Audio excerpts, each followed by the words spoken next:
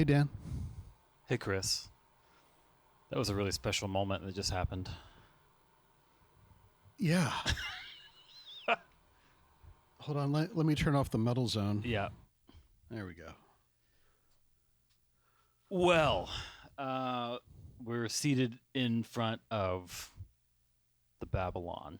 The hell is this thing? So the Babylon is an 880 watt guitar amplifier. Yeah, it is. Tube, mono. It's got an input jack, 3 controls, and 14 KT88s, pushing 16 speakers. I guess the first question that comes to mind is why? I still don't know what to say about that. It's been very difficult. I actually wrote down a list because it's kind of inexcusable, you know. Right? It's like egregious. Yeah, just a really dumb idea that we took way too far, and dedicated some real time and resources into. So we get custom transformers made by Bryan here in town. Bryan's amazing, like artist, savant, just great at what he does, which is mostly making guitar amp transformers these days. Yeah. And so I was driving around in my car one day, and I realized, kind of out of the blue, like there's actually nothing stopping us from doing the thing that everyone who has gotten into tube amps or played in a band kind of jokes about, which is making like, wouldn't it be funny if we made like an insanely powerful tube amp? And I realized that we could do it. So I called Bryan. I was like, would you be into at some point doing like a 1,000 watt tube amp?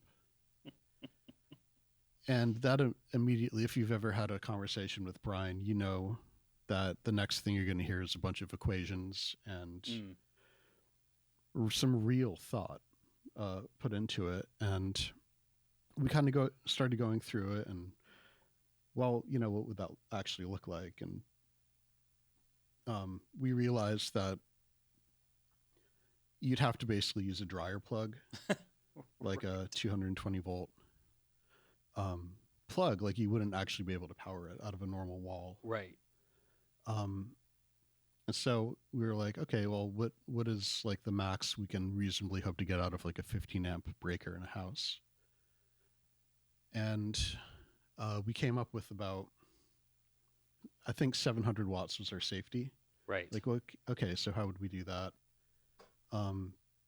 started doing a bunch of research and thinking, and then we kind of lost touch with the project because, like, you know, it was just like a flight of fancy. Just like a thought experiment, yeah. And then Reverb.com got in touch. They're like, hey, we really want to put like a Benson showpiece of some sort at Reverb.com headquarters in Chicago. And I was like, well, you know, this seems like the perfect candidate, because Right. if they're paying for it and, you know, they're not actually trying to like use it for a practical thing, they just want something that's like fun, impressive, ridiculous. This is perfect. Yeah, so, absolutely. So we kind of talked him into it, and Jim and Evan at Reverb got fully on board with it and kind of, you know, went to bat for us, and it became kind of a real, like, yeah, let's see what it looks like. Let's do it. And so we actually designed the thing in earnest, and here it is. That's wow. It's like, even where to start with this. It's almost like the guitar amp version of going to the moon or something. Like, Yeah. We have to because we can, kind of thing. Yeah. It was kind of like once we got the mandate, we're just like, this is going to be really hard, and kind of stretch all of our engineering capabilities, but Yeah. Let's do it. So Yeah. me and Bryan got together and designed the whole thing, and he made the transformers and designed most of the power amplifier. I designed the preamp and the physical layout Yeah. and stuff, and yeah, we did it. What was the biggest design challenge in putting this thing together? I think the biggest thing was just the power supply, because it's just, you know, many orders of magnitude above the current that we're used to like playing with in a guitar amp. Yeah. So, you know, it uses all speak-on jacks. The transformers, I don't even know what that design thing looked like, but, you know, we ended up with something that obviously works. Yeah. But just, yeah, the sheer amount of power. And also it's got 14 KT88 tubes, so we had to figure out, like, well, what happens if one pops? What happens if something goes down and it doesn't have like me or Bryan around to fix it? Right. So gosh, we put a lot of thinking into that kind of thing. Yeah. Is it safe? Yeah, I mean, it's as safe as like a table saw, maybe. Sure. Like, you can hurt yourself with it, but technically anyone can buy one. Right.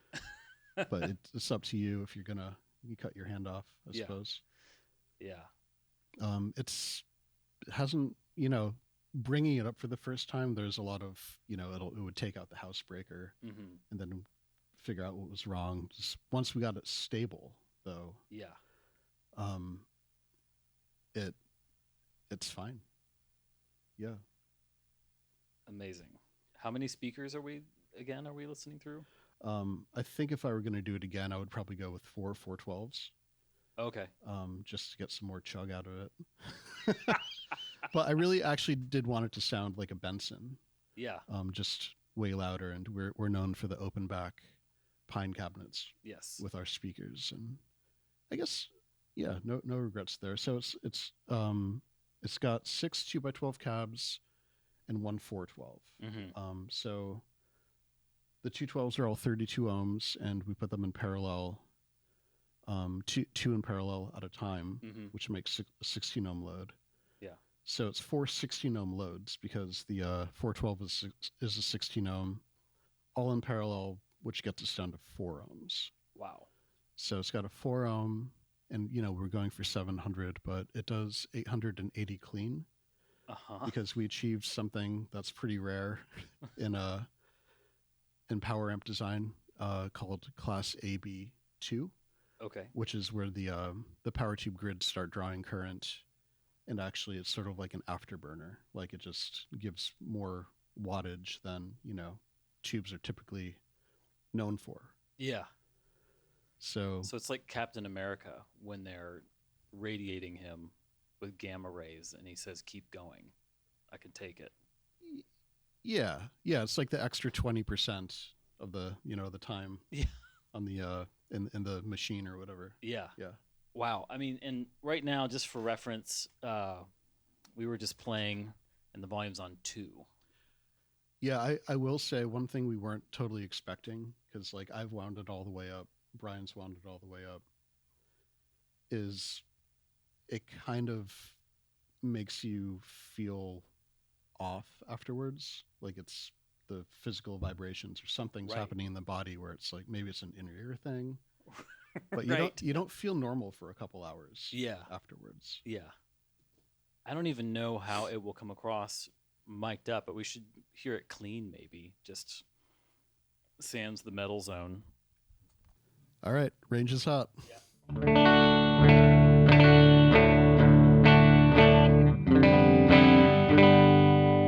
And I am going to wind it up a little bit. Okay. Yeah, go for it.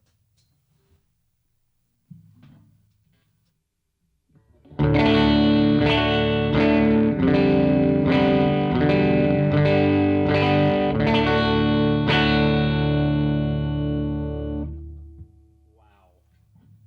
Yeah, that felt that in the old organs. I'm a little bit just in awe. The interesting thing is the experience of playing it, it sounds like a Benson amp. It sounds really beautiful, but it is just insane to feel that amount of air pressure. Yeah, like everyone who's played it was like, oh, this, I don't know what I was expecting, but it does sound and feel like a guitar amp. It's not just like a piece of like, scientific equipment. Right. Which I'm proud of. Like, you know, I think like it's very musical sounding. Yeah.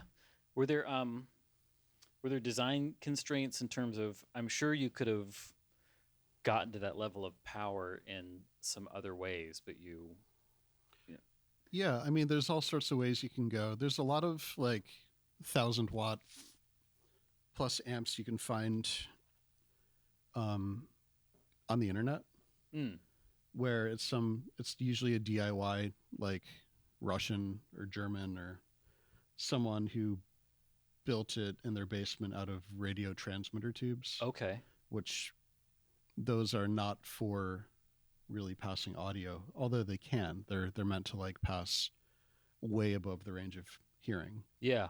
But you can use them for audio. We wanted to use KT88s just because we really like them, and then we could actually work with like partners like Eurotubes who provided the KT88s and just matched them really, really well. Yeah.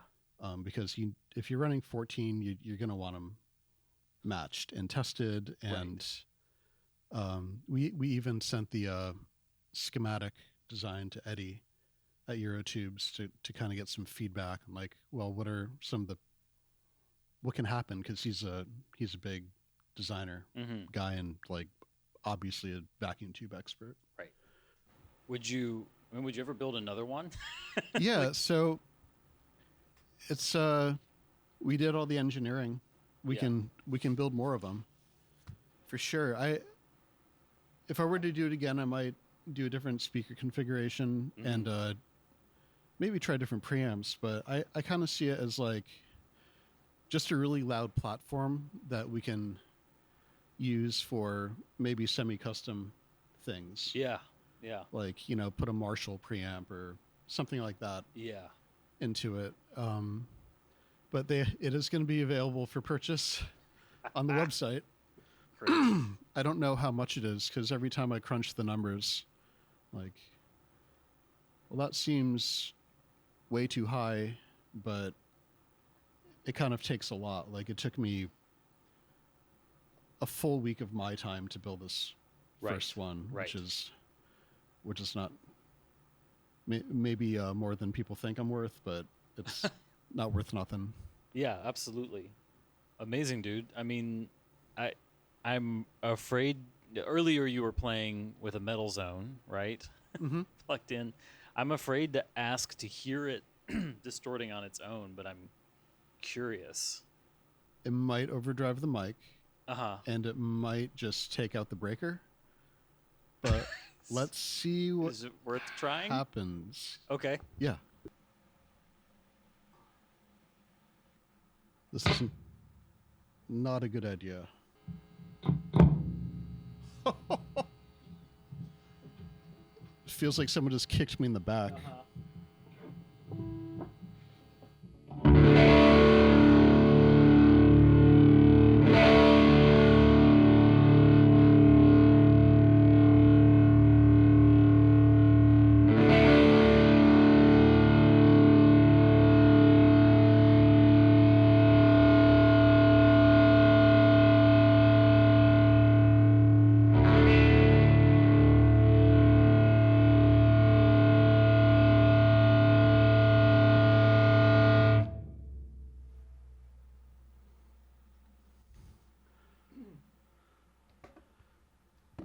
That was insane. I feel a little high, honestly. That's what we were discovering. There's like, it just throws off something. Yeah, like in the body. My legs are tingling right now. Me too.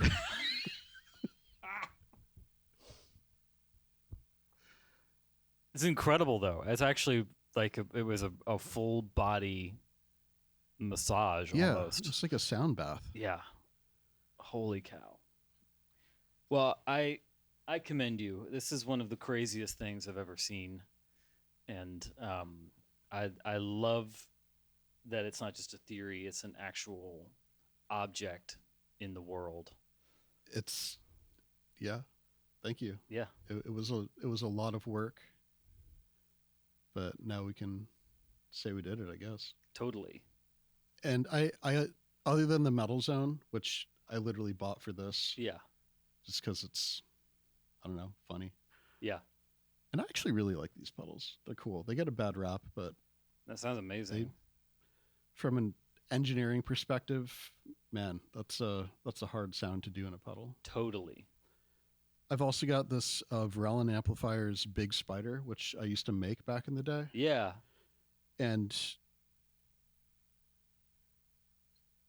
I think the couple times I broke it out when we were playing in bands, you were like, I really want to see you bring that to like a singer-songwriter's gig just to get fired. It's the eject button. If you wanted to get out of your gig, you would just step on that and you would be immediately released. Yeah. So I thought maybe we could play some of the Big Spider. I'm going to turn this amp back down just because, please, holy cow. But yeah. Let's make some real noise. Cool, let's do it. 1.